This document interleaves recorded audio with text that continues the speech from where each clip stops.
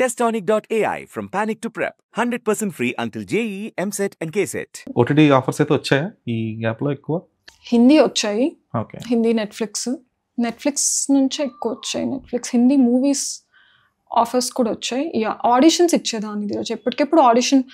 Problem ఏమయ్యేదంటే ఇక్కడ హైదరాబాద్ నుంచి audition చేసి పంపించడం వేరు, అక్కడ వాళ్ళ ఆఫీస్కి డైరెక్ట్గా వెళ్ళి కూర్చొని వాళ్ళతో ఒక కాన్వర్సేషన్ పెట్టుకొని వాళ్ళకి రోల్ ఎలా కావాలన్నది వాళ్ళు కొంచెం ట్యూన్ చేసుకొని చేయించుకుంటారు కదా ఆడిషన్.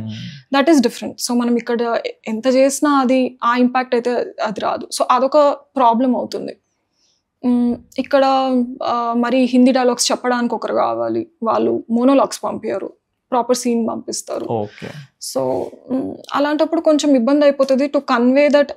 అంటే ఒక 4-5 సినిమాలు చేసినప్పుడు వచ్చింటుంది యాక్టింగ్, అయితే ఏదో ఒకటి చేయగలుగుతాం, not like totally complete new person లాగా కాకుండా. వాళ్ళు ఆడిషన్ అడిగి పంపిస్తున్న టైంలో ఇదే నేను చూసిన ప్రాబ్లం ఏంటంటే, ఒకటి language barrier, because opposite dialogues చెప్పడానికి ఎవరు ఉండరు. మోస్ట్లీ ఫ్రెండ్స్కి కూడా అంతగా, వాళ్ళు రాసే హిందీ కూడా కొన్ని మూవీస్కి బట్టి కొంచెం నార్త్ ఇండియన్ స్టైల్ కొంచెం యాడ్ చేస్తారు, సమ్ బిహారీ స్టైల్ కొంచెం ఉంటుంది డైలాగ్స్కి, అంత వేరియేషన్ ఇవ్వనప్పుడు. So we just have to ఏదో best whatever it is. కొన్నిసార్లు అబ్బాయి డైలాగ్స్ లేకుండా జస్ట్ నా డైలాగ్స్ నేను చెప్పి ఆడిషన్ పంపించిన డేస్ కూడా ఉన్నాయి. బట్ అలాంటప్పుడు సెలెక్ట్ అవ్వవు, because they want some one to అడుగుతారు, బాంబేలో ఉన్నారా, వస్తారా డైరెక్ట్గా.